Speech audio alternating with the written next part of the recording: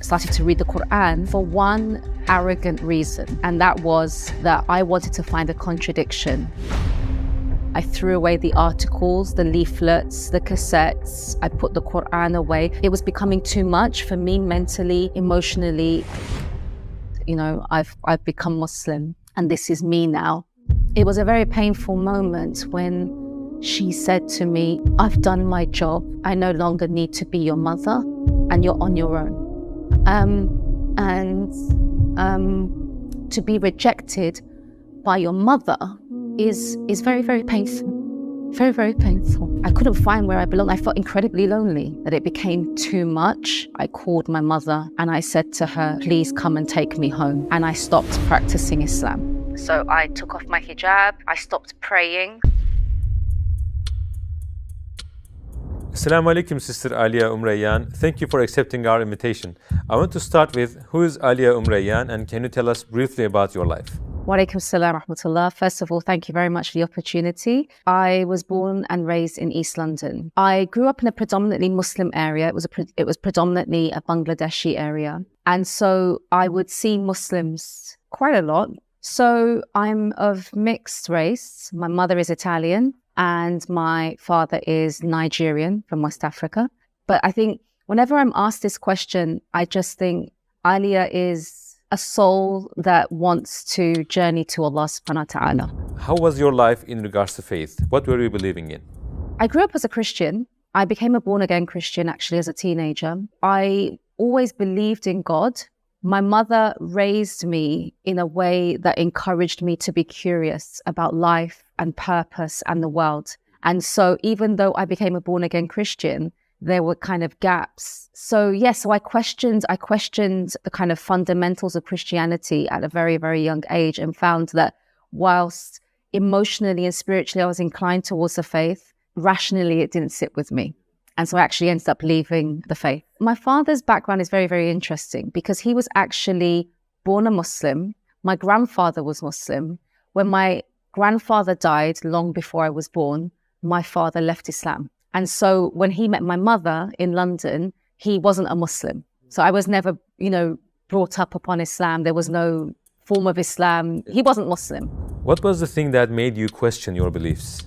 So I remember going to church with my mother. I would go to church and spiritually and emotionally it would be very, very fulfilling. But I had questions. I couldn't understand how we were worshipping the Son of God. I couldn't understand how in one moment he was the Son of God and the next moment he was the Lord. But more importantly, he was a man, that he was a human being like myself.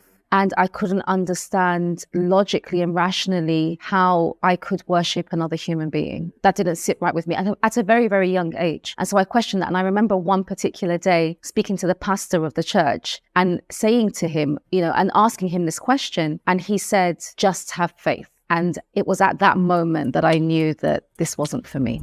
How did you first hear about Islam?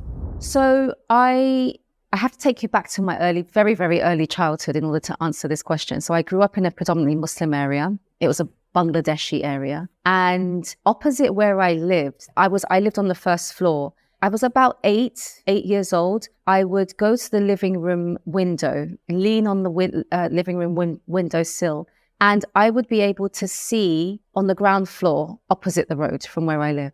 And there was a makeshift masjid. It was actually a container at the time. But from where I would lean as a child, I could see into the prayer area of this kind of makeshift mosque. And I found it fascinating. And I would see them enter and I would see them bow and prostrate. And I would find it fascinating as a child. And I would, rush to the windowsill, a few times a day just to kind of capture this. So around the same age, unfortunately, things were quite bad at home. My parents were constantly fighting. They didn't get on. There were constant arguments, constant fights. And I remember one particular day, there was a huge fight between my mother and father. And I ran to my bedroom. I was about 8 years old. On my way to the bedroom, I took my mother's shawl. It was a beautiful kind of Asian shawl that she had been gifted by her Pakistani work colleague. And I took the shawl and I threw it onto the ground.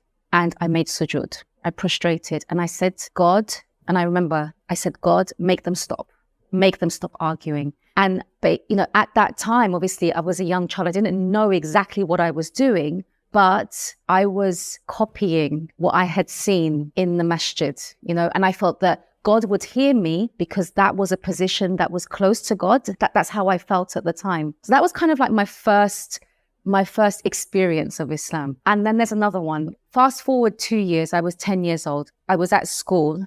I came home from school and we heard news that one of our classmates, who was actually in my class, he had finished school, ran over the road to purchase some playing cards that were very popular at the time. And he had got knocked over by a big truck and he died instantly. And school wrote home to all his, classmates and invited them to his funeral, which was going to take place in a couple of days' time.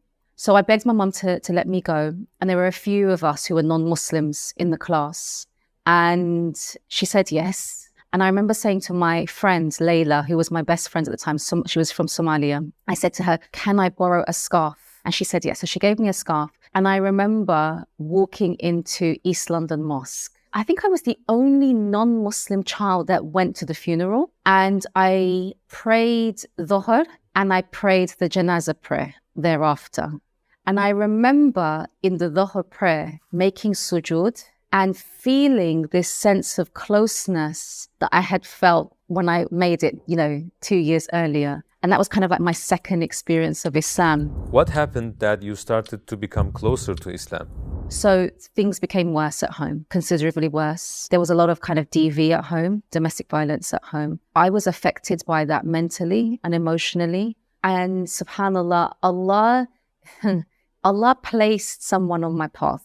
It was a classmate at secondary school now. And she was a practicing Muslim.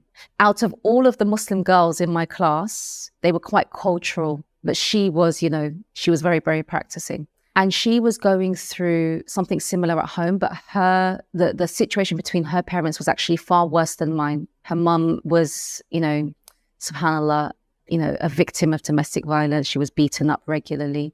And yet, despite that, she was calm. She was at peace. And I remember thinking, your family situation is far worse than mine. I'm falling apart, but you've got it together, and what is it? How are you able to kind of get through this? Because I'm really being affected by this. And she said, it's my faith. It's my faith that gets me through. Now, obviously, I thought I knew who Muslims were, but I also felt that Islam was a very backwards religion. And I developed a great love for this particular friend. We became very, very close. We were completely different. I mean, I was wild. I was a bit crazy, very popular. She was mashallah, a practicing Muslim. And yet we became very, very close. And I started to look into Islam. I started to read articles. At that time, it was listening to tape cassettes. We started to read the Quran for one very arrogant reason. And that was that I wanted to find a contradiction in the faith to save her. Because I just felt that the hijab was wrong. I felt that it would hold her back from a successful career, a successful life, I felt, growing up in the area that I did, what I saw, was men walking, 2 miles ahead whilst their wives walked behind them. These were the stereotypes that I had. And so it was interesting because on the one hand, I could see that there was something about this faith that produced this beautiful sense of peace in her. And that on the other hand, this was going to restrict her. This was going to oppress her. This was going to hold her back. So I started, and we used to debate, and we would talk regularly. And as time went on, I started to become convinced that Islam was the truth, and it terrified me.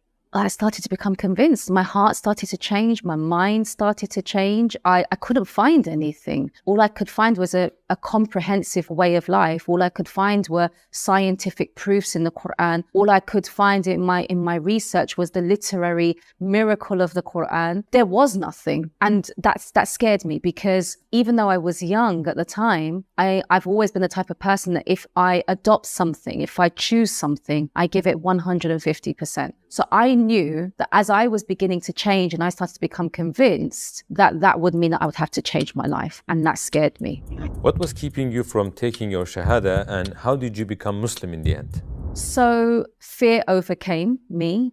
fear reigned supreme at that time, to the point that I cut off from my friends. I threw away the articles, the leaflets, the cassettes. I put the Quran away. It was becoming too much for me mentally, emotionally. I was afraid of what I believed. I was afraid that I would have to change my life. I wouldn't say that I particularly loved my life, but I was free, right? And to give up your freedom is a very scary thing, particularly when you don't know what you may gain. And now I know what I have gained. So I cut her out and I just carried on with my life. And then I remember revising for my exams. There was a particular weekend where I was revising for my exams, but for some reason, I couldn't concentrate. All I could think about was Islam. All I could think about were the things that I had discovered. It was almost as though I was bombarded by these thoughts, these thoughts about the scientific proofs in the Quran, the existence of God, the proof of, the messengership. And it was just thought after thought after thought. And so I took myself out for a walk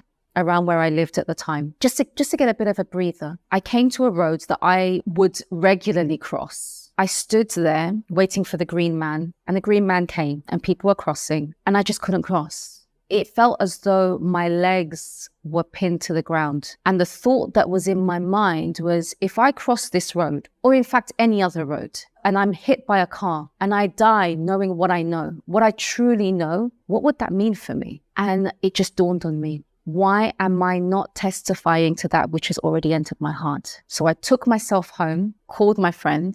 She picked up the phone, heard my voice, and she was just so happy to hear from me. And I said to her, I believe, and I need to take my Shahada. And that was the weekend, and the Monday I took my Shahada. Alhamdulillah. How did your family react to your conversion to Islam? Being the kind of overzealous, passionate, young person that I was at the time, the way that I told my mother was arriving home, knocking on the door, and her opening the door to me in hijab. Not the best of decisions, I have to say, not the best of decisions. And she looked at me completely confused. And I said, yes, I've become Muslim and this is me now. She thought it was a phase. Alhamdulillah, it's been a 24-year phase. Alhamdulillah. And it was very, very difficult after that. I lost family, I lost friends. I ended up on my own at a very young age. The first few years after becoming Muslim were very tough. What was the major challenge you faced after becoming Muslim? I lost a relationship with my mother. So there were a number of things that happened at the time. She was in a new relationship. That man had a hatred for Islam. He turned her against me. And I remember at the age of 17, it was a very painful moment when she said to me, she looked at me, I was 17, and she said, I've done my job. I no longer need to be your mother and you're on your own. And that was very, very difficult. At that age, you need your family. And to be rejected by your mother is very, very painful. Very, very painful.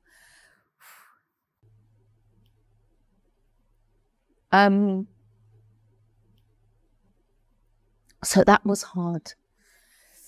And then after that, to then have to fend for yourself at a very young age, to get a job, to be alone, and then a number of other difficulties that I went through at the time, which were quite personal, without family support was really, really hard. So I was living on my own, and I embraced Islam through a particular group, an Islamic group, which I ended up leaving, and then I ended up kind of going to the other extreme. So I went from one extreme to the other extreme. And whilst all of this was happening with my family, I couldn't find where I belonged.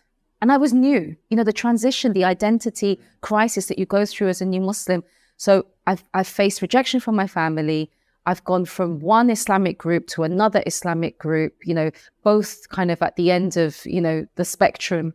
And I couldn't find I couldn't find where I belong. I felt incredibly lonely, that it became too much. And it was in hospital that I called my mother and I said to her, please come and take me home. And I stopped practicing Islam. So I took off my hijab. I stopped praying. I distanced myself from the Muslim community. I still held on to my belief though. And I think I did that because I did become Muslim from a place of rational conviction. It's just that all of the tests that I went through was just too much. How did you start practicing Islam again? Assalamu alaikum, brothers and sisters. We realize that 80% of our audience, including this video, are not subscribed to our channel. As you know, we are a non-profit organization and advertisements are disabled on our videos. Towards Eternity is not just a YouTube channel, but also a madrasa. Here we try to educate ourselves and the youth Islamically. So the only reason we are asking for this is to spread the truth. It may seem like a small act, but inshallah, it will help us reach millions of people.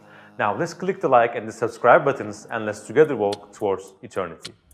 How did you start practicing Islam again? So I got a job. Eventually I moved out again and just kind of carried on with my life. You know, I was free. I didn't have to deal with all the issues that I had faced as a new Muslim, but there was an emptiness. There was an emptiness and there was always something that didn't feel right.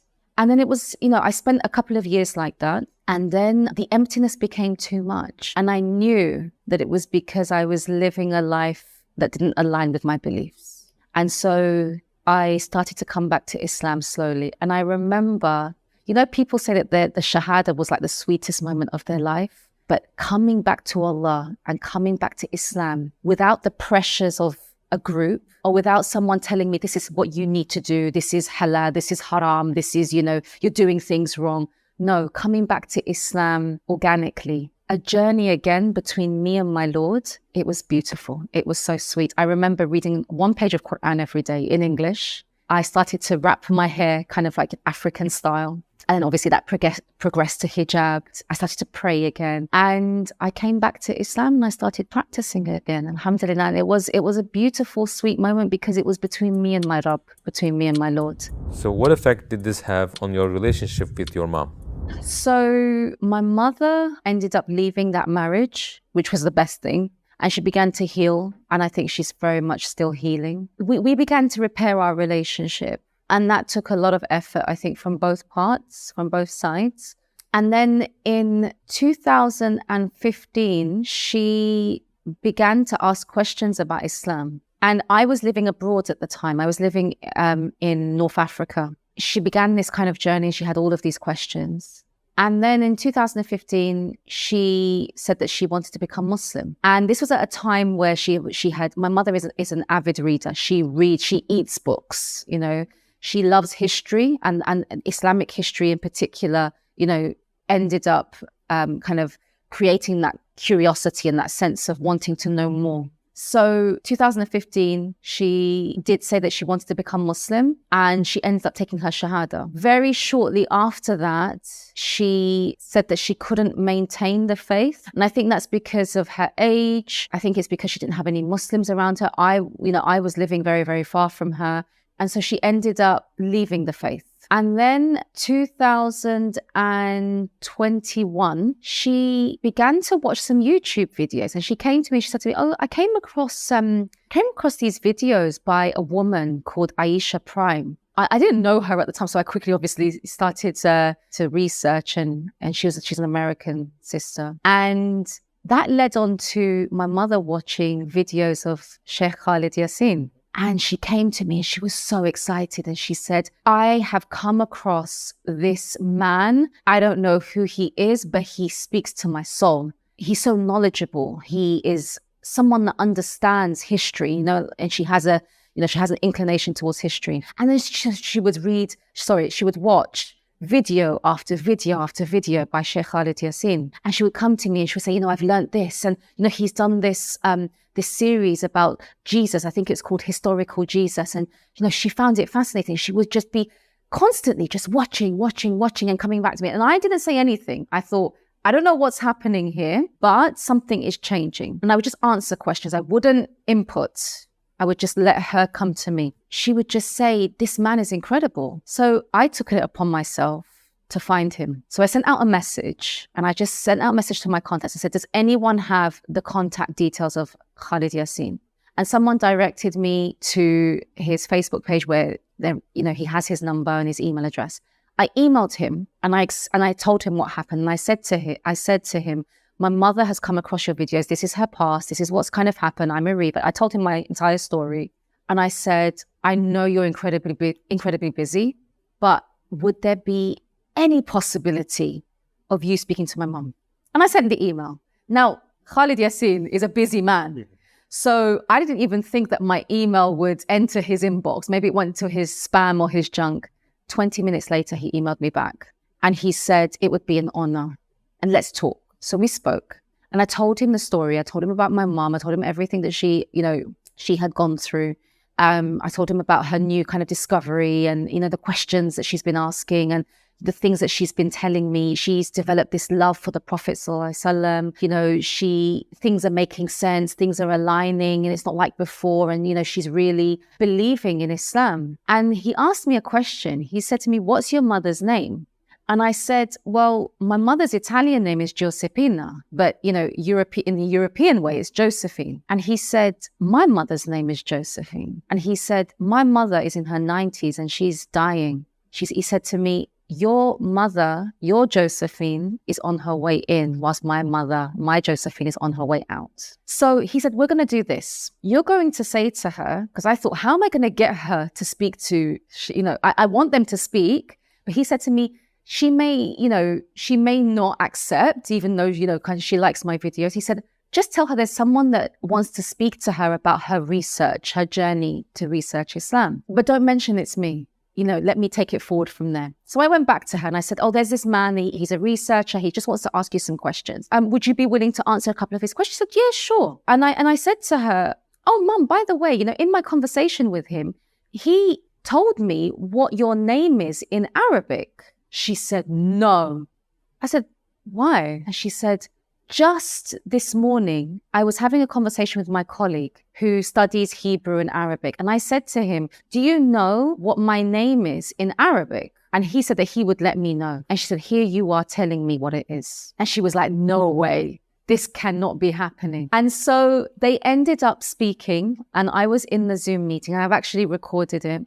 And the way that he dealt with it, may Allah bless him, Ameen. So they're having this conversation, but for some reason, she didn't recognize his voice. And he was just asking her questions, and it kind of led to what she believed. And then somehow he managed to get her to say what she believed. And she believed that there was only one God and that Muhammad ﷺ is his final messenger. So she said that in the video. And he said at the end of the meeting, he said, do you know what SKY stands for? And she said, no. And he said, it stands for Sheikh Khalid Yasin. She didn't hear him. He repeated it and she said, no, it's not you. And he said, yes. And she said, no, if I had known it was you, I would have been more, And anyway, what followed from that was that they had a couple more Zoom sessions and she ended up taking her Shahada again. Alhamdulillah.